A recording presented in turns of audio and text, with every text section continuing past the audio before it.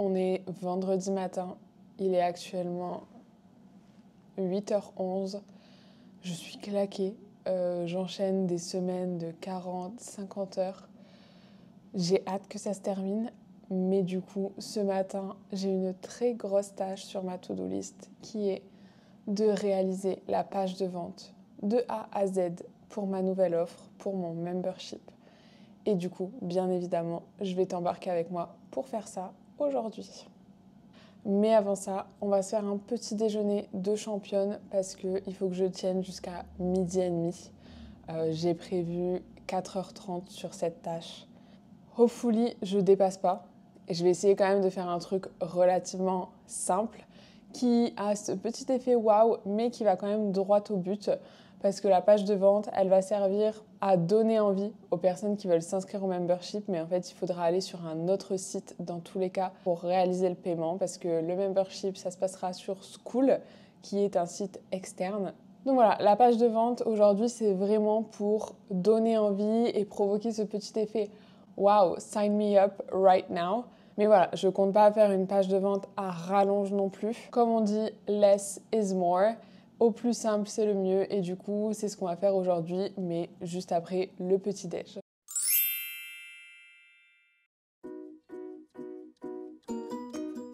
Là, du coup, je vais prendre mon petit-déj. Ça n'a pas l'air appétissant comme ça, mais je sais que ça va me durer jusqu'au moins 13h, 13h30, je pense, parce que c'est super nourrissant.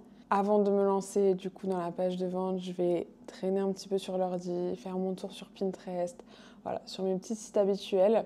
Et comme ça, une fois que j'ai fini de manger, on va se lancer sur la page de vente et on va faire section par section. Et avant même de commencer à se lancer dans le design, on va travailler section par section, tout ce qui est copywriting. Donc concrètement, qu'est-ce qu'on dit, qu'est-ce qu'on raconte, qu'est-ce qu'on écrit, selon les objectifs qu'on veut transmettre à travers notre page. Donc je mange, je fais mon petit tour sur les internets et on se retrouve juste après.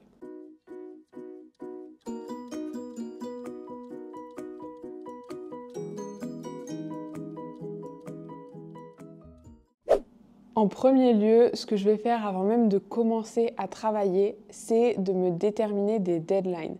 Alors là, je sais que je t'ai dit que je faisais ça ce matin, mais pour moi, c'est pas une deadline spécifique. Je vais venir découper ma tâche encore plus petit. Donc, c'est-à-dire que faire une page de vente, pour moi, c'est une tâche qui est trop grosse.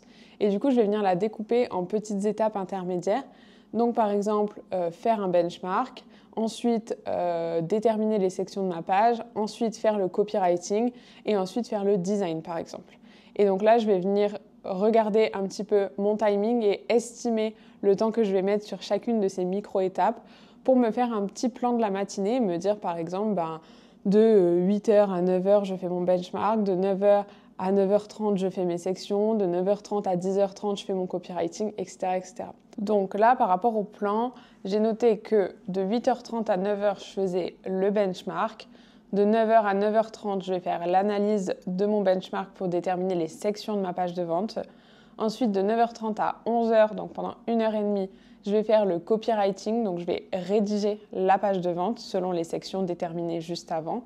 De 11h à 12h30, donc là encore 1h30, je vais faire le design. Et ensuite, de 12h30 à 13h, je me laisse une petite demi-heure pour vérifier le design version mobile, donc pour que le site soit responsive et que ce soit clair de pouvoir naviguer dessus depuis un téléphone ou un ordinateur. Voilà pour le plan. On se retrouvera à la fin du coup pour faire le bilan de combien j'ai mis de temps sur chaque étape et voir si j'ai pu suivre le plan. Je croise les doigts parce que ça serait vraiment très cool. C'est faisable, je pense, mais on peut vite bloquer sur un sujet dans les pages de vente, surtout sur le copywriting.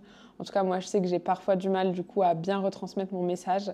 Mais voilà, on va se dire qu'on fait les choses comme ça et on verra à la fin si on s'est tenu à tout ça. Ok, c'est bon, je suis fin prête à commencer. Je suis très fatiguée. Mais ça va le faire. Ça va le faire. Alors, comment je procède quand je dois créer une page de vente et même de manière générale n'importe quel support? Je commence toujours par faire un benchmark. Un benchmark, c'est quoi? C'est en gros, je vais aller chercher notamment sur Pinterest, mais vous pouvez chercher n'importe où. Je vais aller chercher sur Pinterest des modèles de pages de vente. Je vais en ouvrir plein. Je vais garder ceux qui me paraissent pertinents, ceux que j'aime bien, que ce soit en termes de design, de section, de logique, etc. Et en fait, suite à ça, là, je vais venir du coup dans un cahier, puisque je trouve ça plus simple de faire ça sur papier, vu que j'ai l'ordi juste en face, le papier, comme ça je peux faire les deux en même temps. Et en fait, je vais venir, en gros, écrire la logique de chaque page de vente, la logique que je remarque. Donc ça peut être par exemple un premier bandeau avec une phrase d'accroche. Ensuite, je scroll et il y a les pain points. Ensuite, je scroll et on décrit la situation de la personne qu'on essaye de toucher. Ensuite, je scroll et c'est écrit et si je te disais que je pouvais t'aider à atteindre ci, ça, etc., etc. Et en fait, je vais venir vraiment écrire ce que je remarque sur chaque page de vente que j'aime bien et que j'ai ouverte.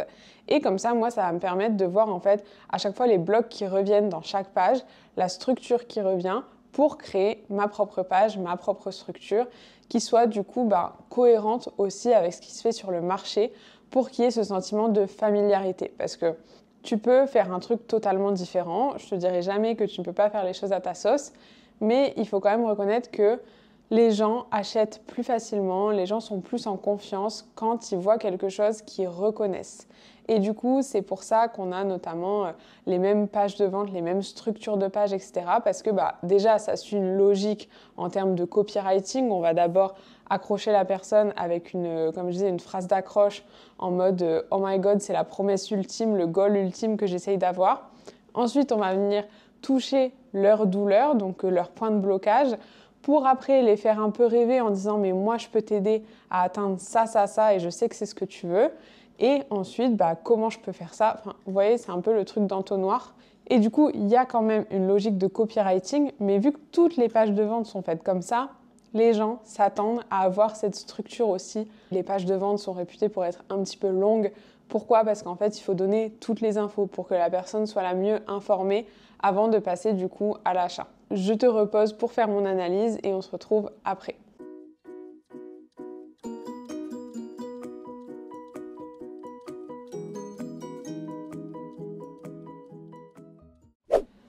Ok, on se retrouve, il est 10h15, donc je suis un petit peu déjà en retard sur mon planning.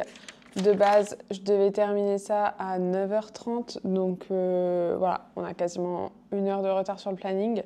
Mais je pense que je me suis bien avancée grâce à l'analyse que j'ai faite. J'ai fait quand même une analyse assez poussée, section par section comme je t'avais montré, et j'ai vraiment fait des screenshots que j'ai rangés dans des dossiers pour avoir des inspirations dès que je fais mon copywriting.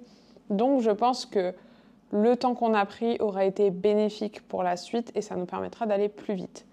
Donc du coup, je vais te partager mon analyse ici sur les différentes sections que j'ai identifiées qui reviennent dans toutes les pages de vente et la logique justement, donc comment je vais les placer, quelle section en premier, après quoi, etc., etc.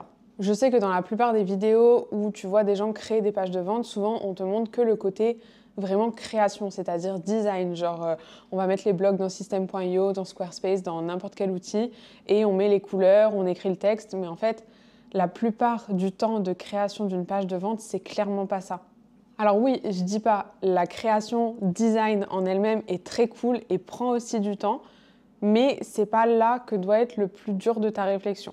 Le plus gros de ta réflexion, il doit être justement dans l'objectif et dans la logique de ta page de vente. Donc l'objectif, c'est quoi? C'est que la personne qui tombe sur ta page de vente, bien évidemment, achète ton programme ou ton offre derrière. Et donc en fait, on va se demander comment on va réussir justement à convaincre cette personne d'aller au bout en fait. Comment on va réussir à convaincre ce fameux prospect, ce visiteur, jusqu'à devenir client. Et ça, la plupart du temps, ça utilise le neuromarketing, ça utilise justement les biais du cerveau.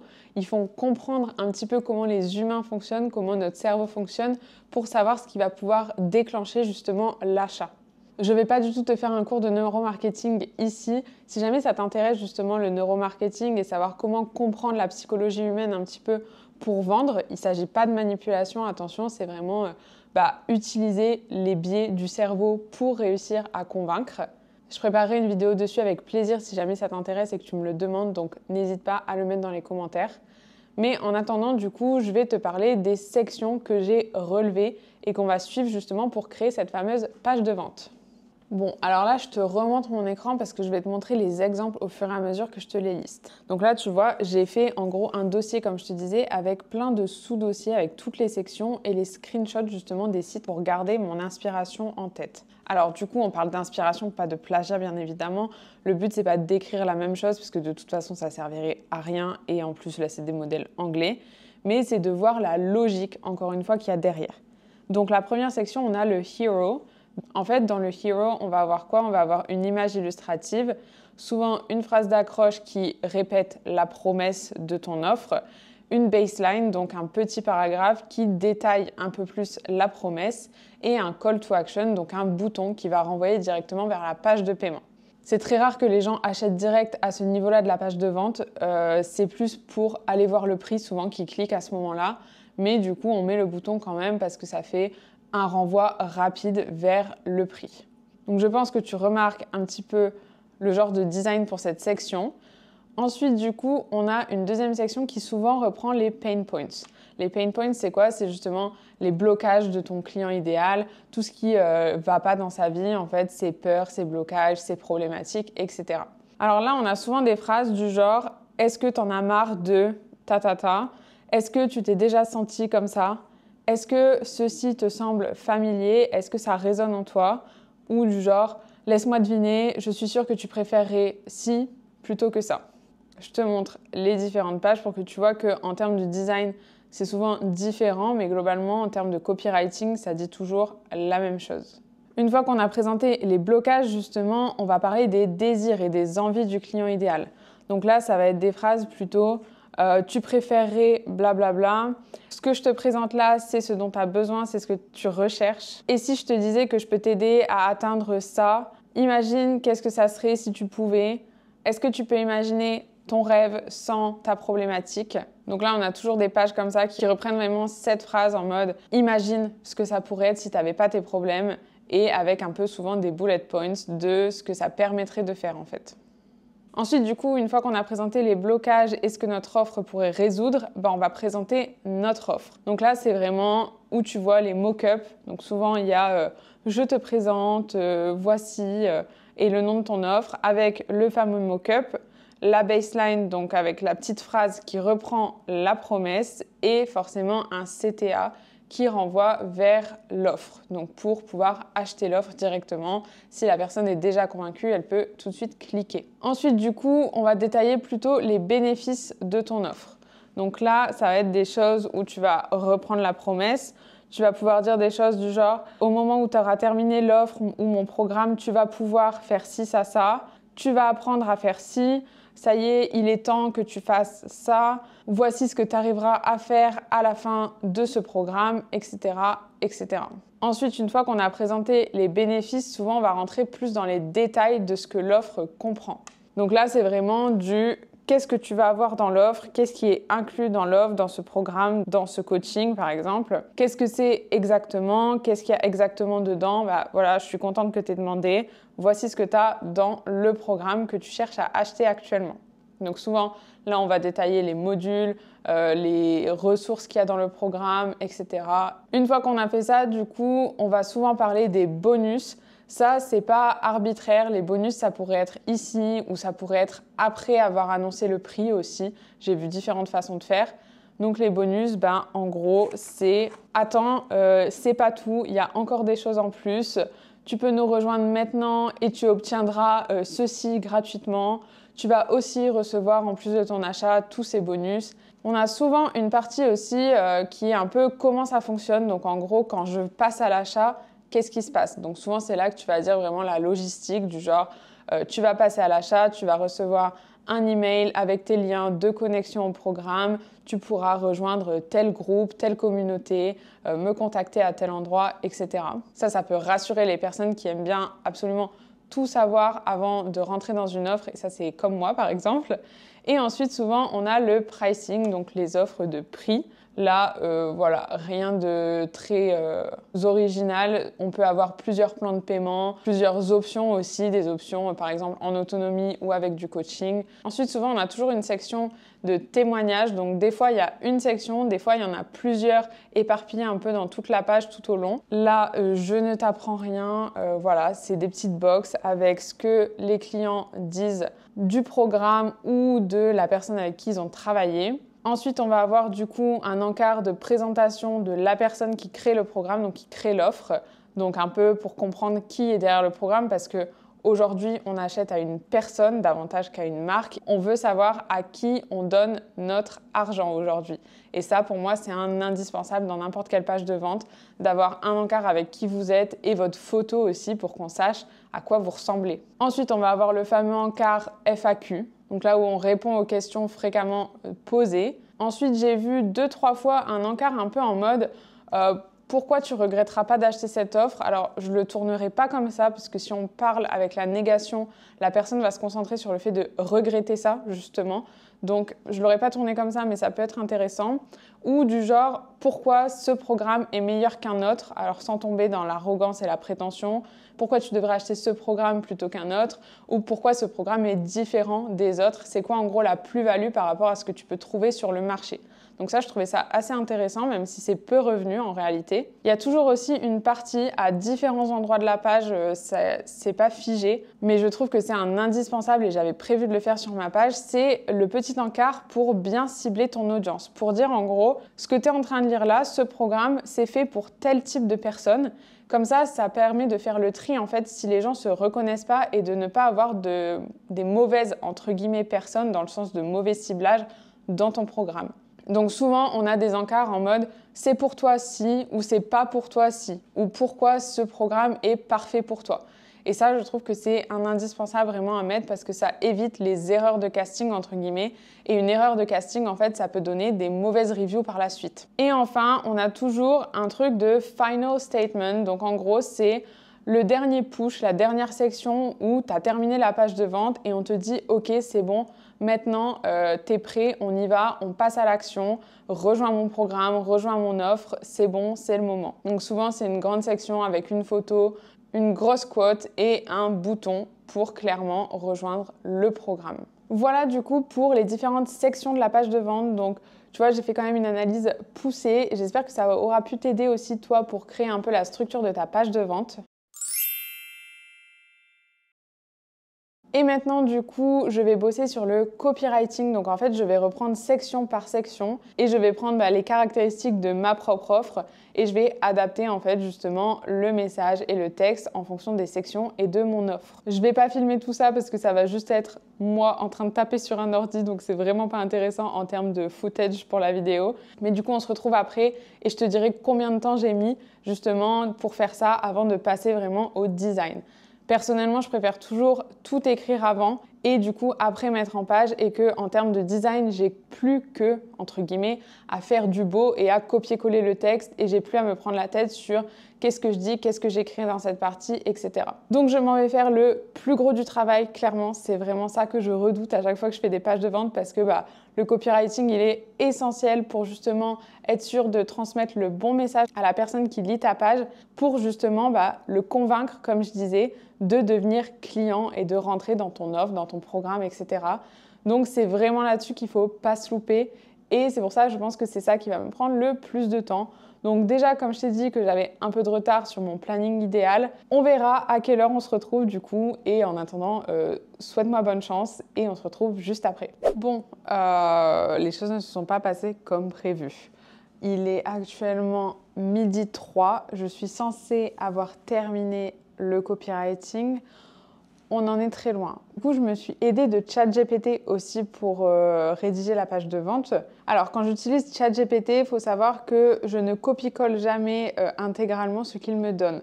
En fait, les réponses qu'il me donne, je m'en sers comme point de départ pour moi, justement, réadapter, réécrire en fonction de ma tonalité, etc. Parce que je trouve que ces réponses sont vraiment pas ouf. Donc, je pense que c'est aussi un travail à faire de mon côté pour mieux l'entraîner. Mais au moins, en fait, ça me donne une première base de structure, une première base de rédaction. Et c'est beaucoup plus facile pour moi de partir de ça et après retweaker avec mon ton et ce que je veux vraiment écrire plutôt que de partir de zéro. Il y a un peu ce truc de l'angoisse de la page blanche et du coup, ChatGPT, ça m'aide à pallier à ça justement. Mais donc, comme tu le sais sûrement, ChatGPT a une limite d'utilisation maximale dans un certain timing.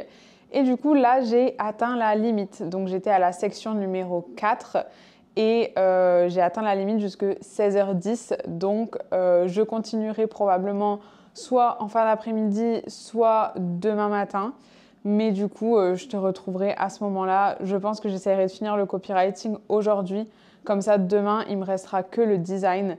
Et je pourrais te reprendre justement pour que tu vois comment je fais le processus de design. Mais du coup, voilà où on en est. Ça te montre aussi que parfois, les choses ne se passent pas comme prévu et c'est OK. D'où l'intérêt justement de bien prévoir tes deadlines. Là, typiquement, j'allais pas faire ça aujourd'hui si ma page de vente devait sortir ce soir. Ma page de vente, elle doit sortir la semaine prochaine, fin de semaine prochaine. Donc en fait, je suis relativement large si justement, il y a des choses comme ça qui font que je dois décaler un peu mes plans de travail. Je pourrais continuer à rédiger tout ça sans ChatGPT, très certainement. Mais comme je disais, j'ai pas envie. Voilà. Premièrement, j'ai pas envie parce que ChatGPT me donne des bonnes bases et ça m'aide quand même à aller plus vite. Donc là, même si du coup ça me bloque et que je dois attendre jusque 16h alors qu'il est actuellement midi, je préfère faire ça plutôt que de perdre du temps inutilement à devoir moi tout rédiger de A à Z toute seule. Donc je préfère attendre, faire autre chose en attendant, avancer sur autre chose et du coup me remettre à travailler quand mes outils d'aide seront à nouveau fonctionnels. Du coup, je pense que je te reprendrai seulement demain quand j'aurai terminé le copywriting et on se mettra justement au design de la page de vente. Donc j'ai hâte parce que le design, c'est quand même ma partie préférée. Si jamais tu ne savais pas, de base, je suis diplômée en tant que web designer. C'était mon premier métier, j'étais freelance web designer. Donc voilà, le design, je sais que ça va être cool, que ça va pas me demander trop d'efforts et j'aurai encore une fois qu'à copier-coller le copywriting. Mais du coup, voilà, je terminerai le copywriting en fin d'après-midi tranquillement de mon côté. De toute façon, encore une fois, ça n'aurait servi à rien pour toi de me voir juste pianoter sur un clavier. Donc on se retrouve demain pour le design de la page de vente et enfin la terminer et qu'elle soit prête. One eternity later.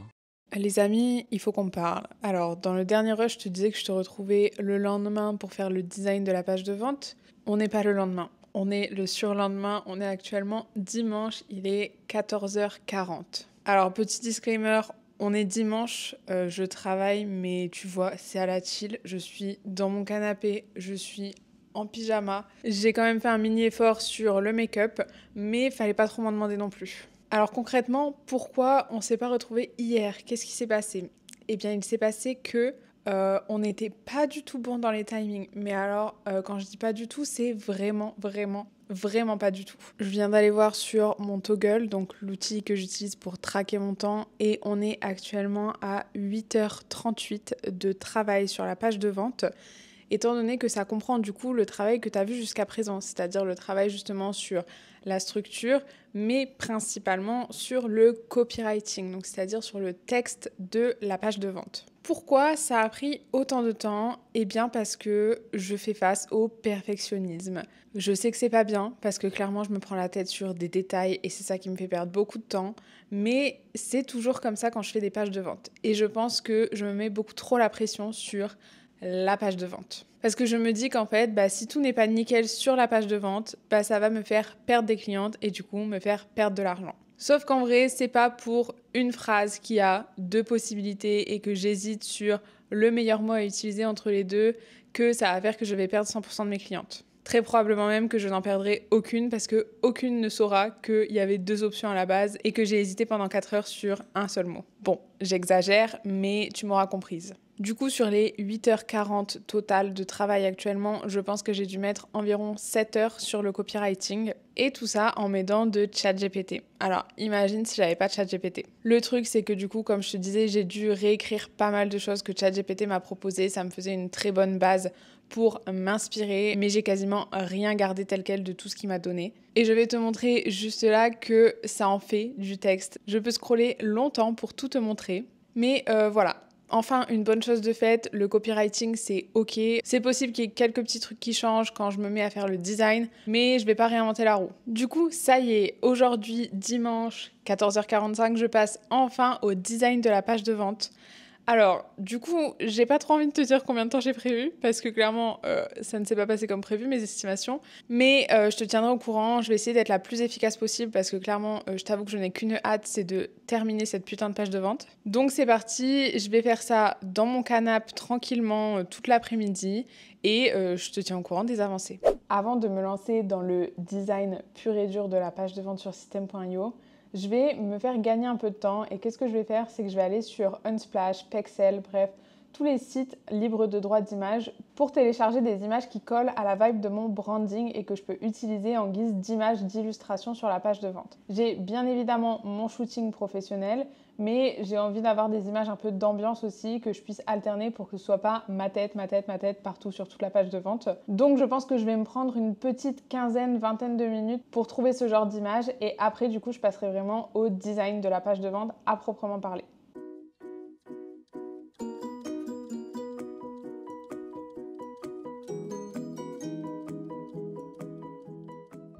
Ok, ça y est, j'ai fait ma petite recherche de photos. J'ai pas trouvé grand chose, mais c'est pas grave. On va faire avec ce qu'on a. J'ai pas mal de photos aussi de mon shooting professionnel, donc ça ira très bien. Et du coup, là, je vais me mettre au design à proprement parler, donc sur System.io. Il est actuellement 15h06, très précisément. Donc, on se retrouve dans 2 heures et on voit comment j'ai avancé. On croise les doigts pour que dans 2 heures, ce soit bouclé et que j'ai une superbe page de vente terminée.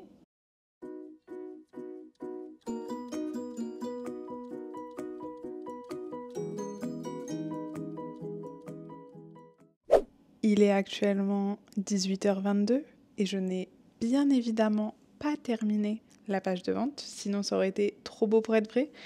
Non, en vrai, j'ai fait des choix. Qu'est-ce qui s'est passé? C'est que en fait, j'ai commencé sur System.io, qui est l'outil que j'utilise depuis plusieurs mois déjà. Sauf que en termes de design, c'est très très limité. C'est très bien pour créer des tunnels de vente, donc vraiment des pages avec une page de capture pour un freebie, une page de remerciement qui renvoie vers une page de vente, qui renvoie vers une page de paiement, etc., etc. Tous ces parcours clients, c'est très bien System.io pour créer ça. Mais en fait, j'ai galéré en termes de design puisque je suis quelqu'un de très créative et de base qui a un diplôme en web design. Et du coup, quand je n'arrive pas à faire ce que je veux et que les choses rendent bien comme dans ma tête, c'est compliqué de lâcher prise. Et aussi, le design fait partie intégrante de mon personal branding. Et en fait, j'ai réalisé, après avoir fait 3 sections de la page de vente en galérant, que je n'avais pas besoin en fait de collecter les paiements sur System.io, donc de renvoyer, comme je te disais, après la page de vente sur une page de paiement qui ensuite ramène vers une page de remerciement, etc. Pourquoi? Parce qu'en fait, j'utilise une plateforme externe pour le membership, c'est-à-dire que le paiement se fait sur la plateforme Skool, le membership est sur la plateforme Skool, donc en fait, je n'ai besoin que, entre guillemets, d'une page de vente qui sert à présenter en fait le programme. Et en gros, du coup, tous les boutons vont renvoyer vers le site externe qui est du coup Skool, mais j'ai pas besoin d'un tunnel. Et là, je me suis dit, wait a minute. Et du coup, même si j'ai jamais fait ça, je me suis dit, pourquoi pas tenter une page sur Canva? Parce que je ne sais pas si tu sais, mais tu peux faire des sites web maintenant sur Canva. Ça fait un moment déjà, hein, je suis pas en mode breaking news, mais je l'ai jamais fait parce que j'avais toujours d'autres outils comme System.io ou MailerLite, etc. Et là, je me suis dit, pourquoi pas en fait? Parce que Canva est très limité, genre tu peux pas faire un site avec plusieurs pages, etc. Enfin, un vrai site complet sur Canva, ça c'est sûr. Mais en fait, pour des landing pages, donc des pages de présentation, ça fonctionne très bien. Et l'avantage de Canva, c'est que tu peux faire n'importe quel design. C'est comme si tu faisais un post Instagram sur Canva, sauf qu'en fait, là, c'est un site web. Donc, tu peux mettre les éléments où tu veux, tu peux aller chercher des petits éléments graphiques, ajuster les couleurs des photos, etc. directement dans l'outil. Et ça, c'est vraiment génial. Du coup, tout ça pour dire que le plan ne s'est encore pas passé comme prévu. Mais c'est bien, cette vidéo est faite pour te montrer visiblement que parfois, rien ne se passe comme prévu, même quand on est la meuf la plus organisée et la plus prévisible de la Terre. Donc là, je suis actuellement à la section numéro 5 du coup de la page de vente, sachant qu'au total, il y a 15 sections. Donc j'ai fait un tiers du travail. Franchement, je pense avoir fait le plus dur parce que c'est les premières sections de la page de vente qu'il faut qu'elles soient absolument nickel. Il y a 15 sections, mais honnêtement, les 5 dernières, c'est des sections assez basiques, genre témoignages, FAQ, une petite citation, etc. Donc rien de bien compliqué à faire, mais là, j'ai vraiment mis le paquet sur le design pour les 5 premières sections, en tout cas. Du coup, je continuerai tranquillement demain. Là, il est actuellement 18h30, donc il est temps de s'arrêter. Je t'avoue aussi que je suis pas hyper productive. Encore une fois, on est dimanche, je suis dans mon canapé, je suis en pyjama. Enfin voilà, je suis pas en mode deep work, ultra focus, etc. Donc ça joue aussi sur le temps que je mets à réaliser les tâches. Typiquement, je sais très bien que si j'étais assise à une chaise à la table du salon, j'irais beaucoup plus vite parce que je serais vraiment en mode, entre guillemets, travail, tu vois. Mais j'ai préféré le faire aussi comme ça pour chill un petit peu et me lâcher la grappe, sachant que voilà, cette page de vente, elle doit être faite pour le 26 maximum. On est actuellement le 22, donc je sais aussi que je me prends pas trop la tête parce que justement, je sais que j'ai du temps en rab. Donc tout ça pour dire que on se retrouve demain. Ça devient vraiment un vlog cette vidéo, c'est pas possible. Mais du coup, on se retrouve demain. Et normalement, j'aurai terminé la page de vente. Je dis normalement parce que bon, tu as vu l'état de cette vidéo, mais je pense que oui, normalement, je devrais avoir terminé. Et du coup, je te montrerai tout ça. J'ai super hâte. Pour l'instant, je suis super contente du rendu avec la page de vente sur Canva. Donc, j'espère que ça va bien rendre une fois que le site sera publié. Mais je te montrerai tout ça demain. One eternity later. Bon, en vrai, avec tout ça, je sais même plus sur quoi je t'ai laissé au dernier plan. Je pense que je te disais que du coup, j'avais pas terminé le site web à temps, le design du site web en tout cas, et que je te retrouvais le lendemain.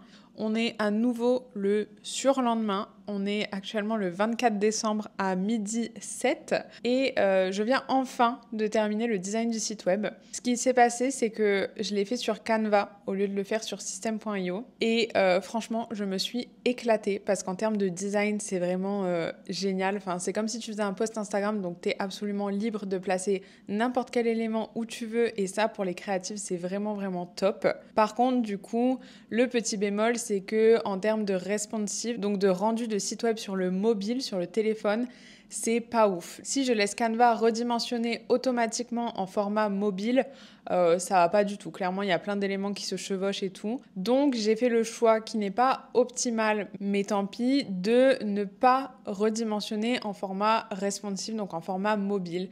Donc en fait, quand tu seras sur téléphone, tu auras accès au site web, mais comme sur l'ordinateur, donc va falloir zoomer sur ton téléphone pour pouvoir lire. C'est clairement pas l'idéal en termes d'accessibilité, mais pour l'instant, ça fera le taf. Du coup, je vais te montrer ce que ça donne au niveau du design du site. J'ai vraiment trop hâte, je suis vraiment trop contente.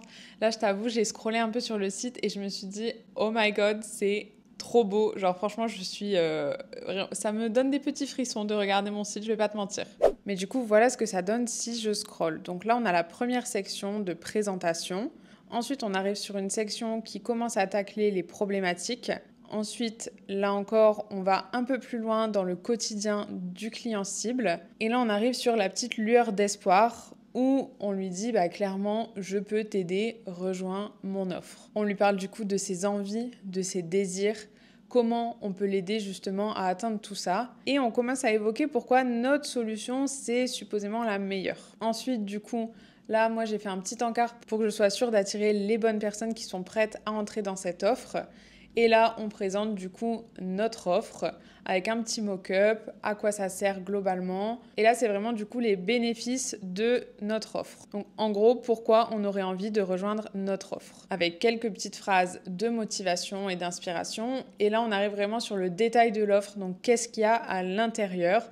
Donc voilà, je te passe rapidement. Et ensuite, on arrive sur le comment ça marche. Surtout pour les offres digitales, je trouve ça intéressant de dire qu'est-ce qui se passe. Est-ce que tu reçois par mail les informations de connexion? Est-ce que tu vas sur une plateforme, etc. Comme ça, c'est plus clair. Ensuite, on arrive sur le prix, donc les deux formules. Moi, j'ai choisi de justifier le prix pour faire comprendre pourquoi mon offre est à ce prix-là et pas à un autre prix.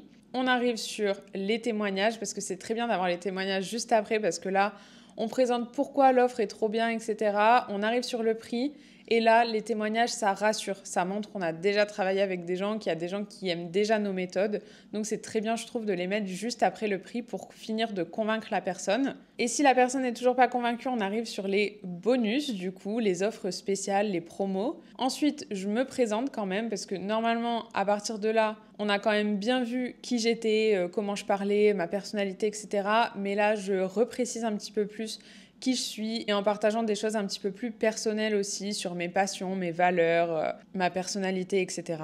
Ensuite, là, je dis pourquoi le Shine Club, donc mon offre par exemple, pourquoi ton offre c'est la meilleure sur le marché. Si tu crées une offre, il faut que tu en sois convaincu, sinon ça fonctionnera pas, ça je te le dis d'expérience. Donc là, clairement, j'explique la différence entre les autres types d'offres qui pourraient exister sur le marché et qui pourraient être similaires, mais qui en fait ne sont pas du tout pareilles. Et j'explique justement pourquoi. Ensuite, je fais un petit point sur justement la cible de l'offre. Donc, c'est pour toi si, c'est pas pour toi si. Le but, c'est encore une fois de limiter le taux d'insatisfaction et de limiter en fait les mauvais castings, encore une fois. On arrive sur la FAQ où on peut cliquer pour regarder les questions. Ensuite, on a un encart qui vise à rassurer. C'est un peu les garanties de ton offre. Qu'est-ce qui se passe si je ne suis pas satisfaite? Est-ce que j'ai un remboursement? Est-ce que je peux me désabonner? Est-ce que je peux venir te voir? Etc. Et là, on termine sur le final statement où c'est vraiment... Vas-y, c'est bon, est-ce que tu es prête? Là, on y va. Tu as lu toute la page de vente, donc normalement, il n'y a pas de raison pour que tu ne sois pas convaincu. Et moi, j'ai terminé sur une petite citation qui pousse du coup à l'action et qui est dans la vibe de mon offre, évidemment. Je suis très contente de la vibe, en tout cas de la page de vente. Je trouve que ça colle énormément à mon branding, ça colle très bien à ma personnalité.